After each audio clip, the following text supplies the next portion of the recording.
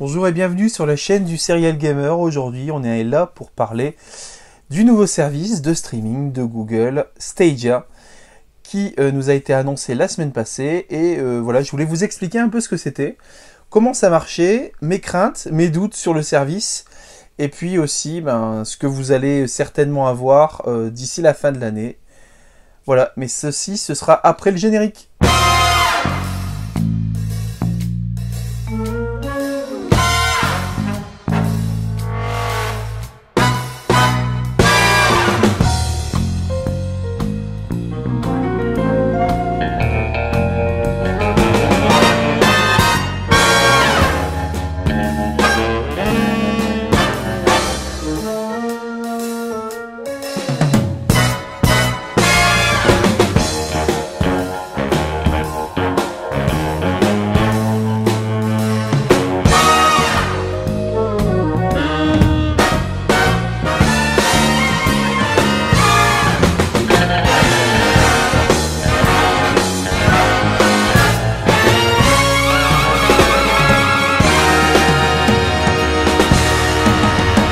Alors, on va parler de Stadia. Donc, c'est quoi Stadia?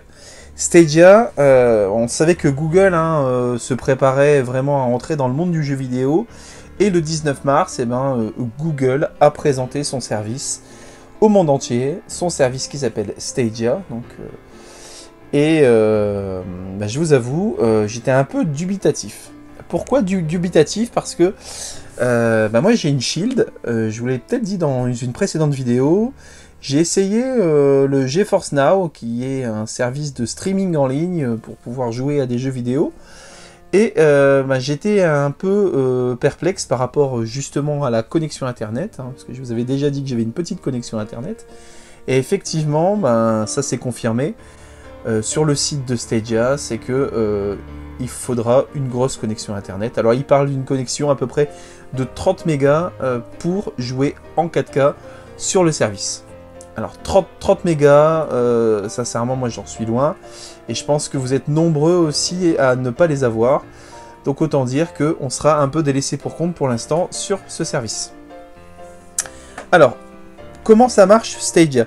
Stadia en fait, donc c'est la promesse de pouvoir jouer sur de multiples supports, donc des tablettes, la télévision, pourquoi pas la Switch aussi, pourquoi pas sur d'autres consoles, pourquoi pas. Voilà, j'ai envie de dire que c'est quelque chose qui est assez ouvert pour tout. Vous pouvez y jouer sur PC aussi. La seule obligation, c'est vraiment d'avoir un abonnement au service Google. Alors pour l'instant, on ne connaît pas encore le prix de cet abonnement. Mais en tout cas, c'est quelque chose qui s'ouvre vraiment à toutes sortes de plateformes. On sait que Nintendo fait des essais sur sa Switch. Alors je ne sais pas si ce sera sur cette Switch là ou sur une future Switch qui va sortir bientôt. Mais en tout cas, voilà, il semblerait que Nintendo réfléchisse à faire fonctionner ce service là sur sa console. Alors, que faut-il avoir pour jouer? Donc, ils ont montré une jolie manette.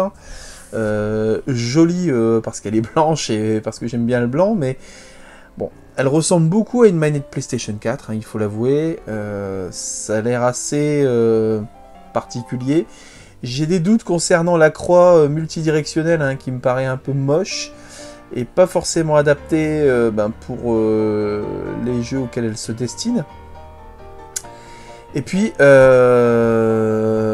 si vous n'achetez pas cette manette, en tout cas vous avez la possibilité aussi, a priori, de jouer avec une manette Xbox One, une manette PS4. Enfin, ça, c'est à voir lors de la sortie du service qui est annoncé pour la fin de l'année. Alors, pour les services proposés, donc, a priori, là je vous lis ce qui est indiqué sur le site, vous avez 3 services. Le Instant Access. Donc, si vous regardez la vidéo du jeu sur YouTube, il y aura un bouton jouer qui va vous permettre de lancer immédiatement le jeu, c'est-à-dire que vous regardez une bande-annonce de jeu, le jeu vous plaît, vous cliquez, vous entrez directement dans le jeu, sans aucune installation, sans aucune attente, enfin bref, ça c'est vraiment quelque chose qui a l'air incroyable.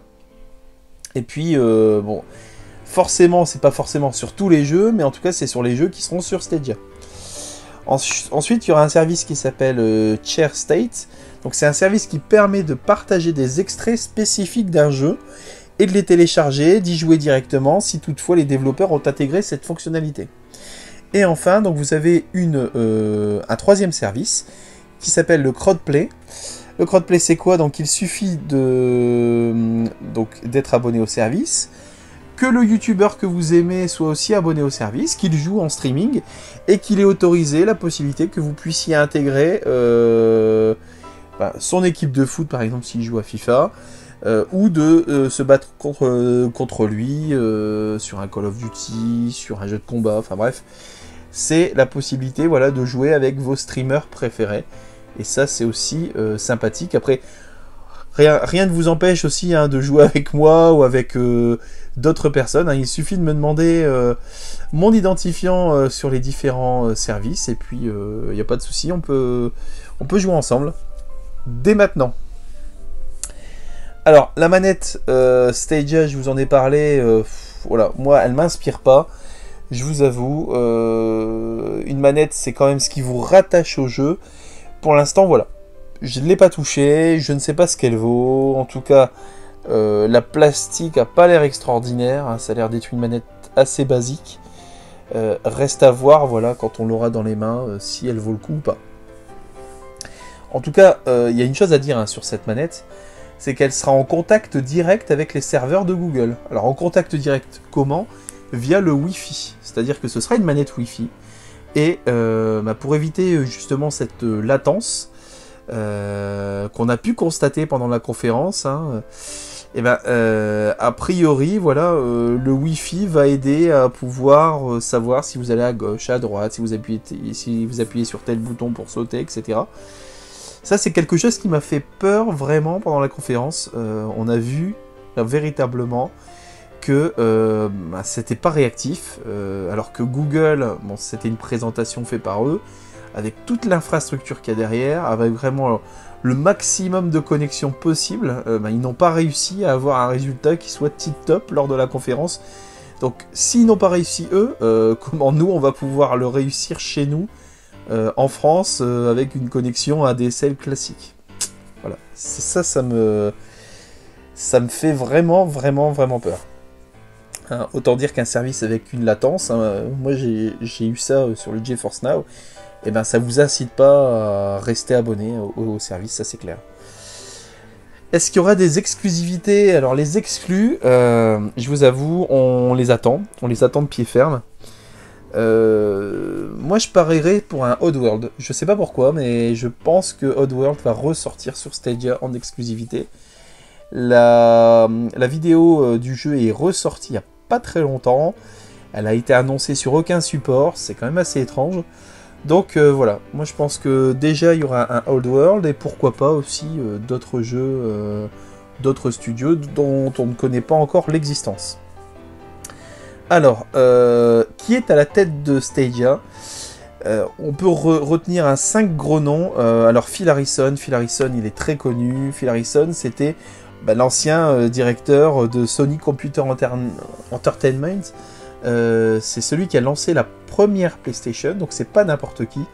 C'est quelqu'un qui connaît bien voilà, les débuts difficiles, hein, parce que Sony, quand il a lancé sa première PlayStation, c'était vraiment quelque chose d'inconnu pour lui. Et je pense qu'avoir Phil Harrison dans son équipe, ça peut être un gros avantage. Deuxième grosse personnalité, donc on a Jed Raymond. Jed Raymond, donc c'est qui? C'est tout bonnement celle qui a créé le premier Assassin's Creed. Donc voilà, là encore, ils ont pêché du gros gibier, comme on dit. Ensuite, donc on a Jack Buzzer qui dirige et développe depuis 3 ans la section Game of Google. Et donc lui, il a aussi travaillé chez Sony, notamment sur le PlayStation Home de Sony. Ensuite, il y a déjà Greg Canessa. Donc Greg Canessa, c'est qui?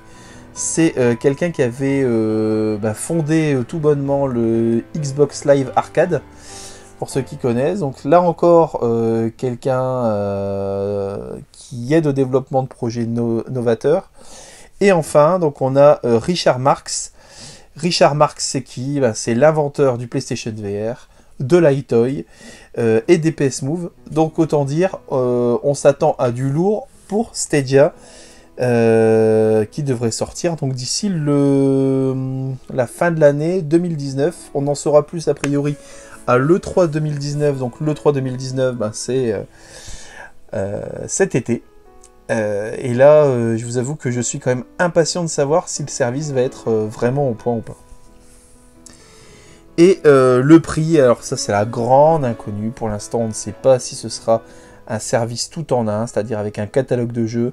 Si vous allez devoir acheter vos jeux à l'unité, personnellement, je n'ai aucune information à ce sujet. Je sais juste que voilà, ce sera dévoilé là encore au niveau de l'E3. Et mon avis sur le service, j'attends de voir. Je vous avoue, je suis assez perplexe par rapport à la latence. Et j'attends de voir vraiment les jeux qui y seront, savoir quelle connexion il faudra, et s'il faut absolument la fibre pour avoir le service minimum sur le service, ça se fera sans moi, c'est clair. Et à mon avis, ça se fera aussi sans pas mal de monde. En tout cas, voilà, j'espère que ce sujet vous a intéressé. J'espère que vous y voyez un peu plus clair sur l'annonce de Google. Et puis, je vous souhaite en tout cas une très bonne soirée. Prenez soin de vous. Et n'hésitez pas à vous abonner, à mettre un petit pouce en l'air. Ça fait toujours plaisir. Un commentaire également, si le sujet vous a plu. Et puis à très bientôt sur la chaîne du Serial Gamer.